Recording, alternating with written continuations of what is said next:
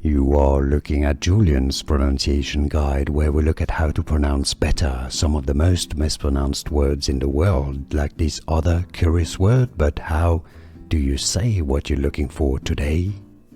Let's learn how to pronounce this wonderful, fascinating but confusing word in English. If you want to learn more confusing vocabulary, make sure to stay tuned. It's pronounced in English as ineffable, meaning too great or extreme to be expressed or described in words. It's not something that cannot be effed. It's just ineffable. Ineffable. Here are more videos on how to pronounce more confusing words and names too many mispronounced. Like this video if you found it useful. I appreciate your support. I'll see you soon and thanks for watching.